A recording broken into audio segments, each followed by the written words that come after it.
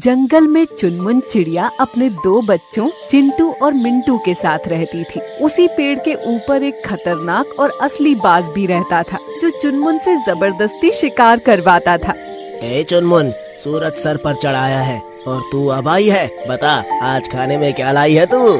बाज भाई, आज बड़ी मुश्किल से कुछ पके हुए अमरूद और कीड़े मिले हैं, ये लीजिए। बस इतना सा? इतने में तो मेरा कुछ नहीं होगा। आज तो मैं काम चला रहा हूँ, पर कल से ज्यादा खाना चाहिए, समझी? बाज भाई, मिन्नत करती हूँ, थोड़ा सा तो छोड़ दीजिए। मेरे दो छोटे बच्चे हैं, उनके पापा भी नहीं है। सुबह से उन्होंने एक दाना भी नहीं खाया। मुझे इससे कोई मतलब नहीं है। इस जंगल में रहना है तो टैक्स देना पड़ेगा, और वैसे भी तुम्हारे परिवार में कुछ ज्यादा ही लोग नहीं हो गए हैं। आप क्या कहना चाहते हैं बाज भाई? सोच रहा हूँ तुम्हारे एक बच्चे को खाकर तुम्हारी ये समस्या हमेशा के लिए खत्म कर दूं। बोलो, चिंटू को उठाऊं या मिंटू को? नहीं बाज भाई, ऐसा अनर्थ मत करना। मैं भूखी सो जाऊंगी। आपके लिए दुगनी मेहनत करके सबसे पहले खाना लेकर आऊंगी। बस मेरे बच्चों को छोड़ दो। तो ठीक है, शाम तक मुझे और खाना चाहिए, वरना अंजाम तुम जानती हो। चुनमुन रोती हुई अपने घोंसले में जाकर बैठ जाती है। तभी पड़ोस की डाल पर रहने वाला मिट्ठू तोता उड़कर वहाँ आता है। चुनमुन बहन, क्या हुआ? तुम रो क्यों रही हो? फिर से उस जालिम बाज ने तुम्हें डराया है क्या? हाँ मिट्ठू भाई, वो रोज हमारे हिस्से का खाना छीन लेता है। आज तो उसने मेरे बच्चों को खाने की धमकी दे दी। मैं बेसहारा अब कहाँ जाऊँ? चुनमुन बहन, तुम हिम्मत मत हारो। उस शैतान को एक दिन अपने किए का फल भुगतना ही पड़ेगा। बस तुम हौसला रखो। ऐसे ही दिन गुजरते जाते हैं और फिर एक तूफानी रात में दुष्ट बाज अपनी कड़कती आवाज में चिल्लाता हुआ चुनमुन चिड़िया के पास आता है। ए चुनमुन, मेरा शाम का खाना कहाँ है? जल्दी ला, वरना मेरा सब्र टूट रहा है। बाज भाई, अब मैं तुम्हारे लिए कोई खाना नहीं लाऊंगी। आंधी में मेरा बच्चा मरते मरते बचा है और तुम सिर्फ अपने पेट की सोच रहे हो। अब से तुम्हें एक दाना नहीं मिलेगा। क्या तेरी इतनी हिम्मत? एक मामूली चिड़िया मुझे मना करेगी? रुक, अभी मैं तुझे सबक सिखाता हूँ। बाज ने आओ देखा न ताओ और तुरंत घोंसले की तरफ झपट्टा मारा और चिंटू को दबोच लिया। मम्मा बचाओ, मुझे ये मार डालेगा। बाज भाई, छोड़ दो मेरे चिंटू को, दूर हटो उससे। तूने खाना देने से मना किया ना? अब देख, मैं तेरे इस बच्चे को ही अपना शिकार बनाऊंगा। बाज चिंटू को दबाकर पेड़ की सबसे ऊंची डाली पर ले गया। चुनमुन और मिट्ठू तोता पीछे पीछे उड़े, लेकिन कुछ ही देर में चिंटू की चीखें आना बंद हो गयी। बाज क्रूरता से हंस रहा था और चिंटू का नामो निशान मिट चुका था।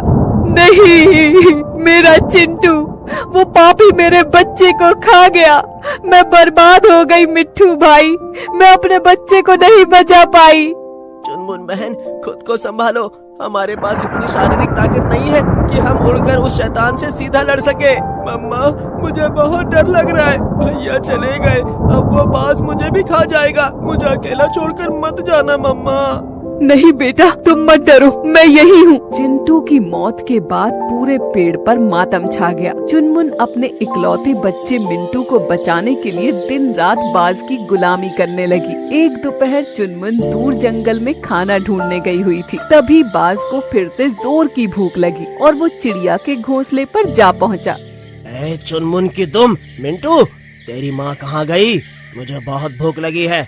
आज खाना आने में देर हुई तो मैं तुझे ही खा जाऊंगा।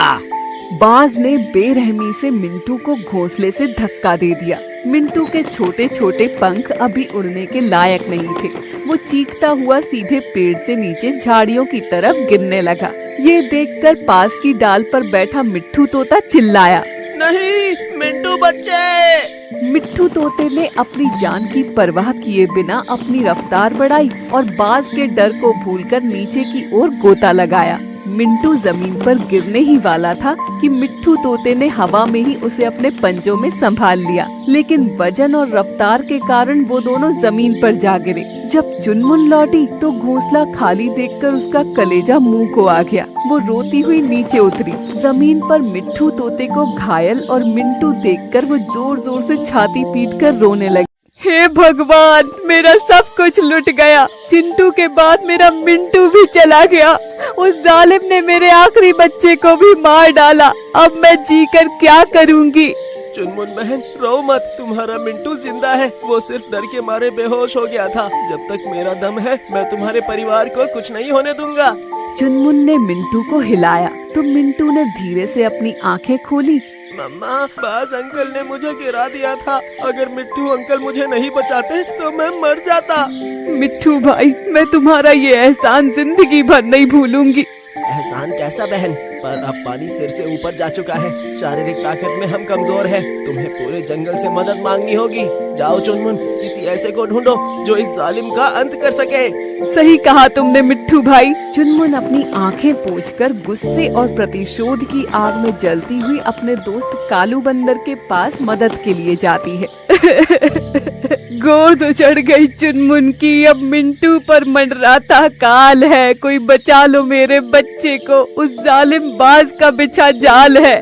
चुनमुन बहन, मुझे बहुत बुरा लग रहा है। मेरी कमी ये है कि मैं बस इन पतली डालियों पर कूद ही सकता हूँ, लेकिन मेरे पास बाज जैसे नुकीले पंजे और भारी शरीर नहीं है जिससे मैं उसका मुकाबला कर सकूँ। मुझसे ज्यादा ताकतवर तो इस जंगल का भारी भरकम मोटू भालू है। तुम उसके पास जाओ, वो बाज को मार सकता है।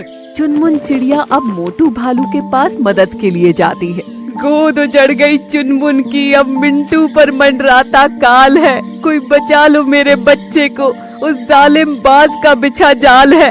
ओह बेचारी चिड़िया, बाज ने सचमुच बहुत पाप किया है। मुझ में ताकत तो बहुत है, लेकिन मेरी सबसे बड़ी कमी मेरा भारी शरीर और धीमी रफ्तार है। मैं जैसे ही उसे पकड़ने जाऊंगा वो पलक झपकते ही उड़ जाएगा। इसलिए तुम चंपू चीता के पास जाओ। मुझसे ज्यादा ताकतवर और फुर्तीला है वो ही बाज को मार सकता है। चुनमुन चिड़िया अब चंपू चीते के पास मदद के लिए जाती है। गोद उजड़ गई चुनमुन की, अब मिंटू पर मंडराता काल है। कोई बचा लो मेरे बच्चे को, उस जालिम बाज का बिछा जाल है। चुनमुन, मेरे राज्य में उस बाज की इतनी हिम्मत, मैं उसे छोड़ता नहीं। लेकिन मेरी भी एक बहुत बड़ी कमी है।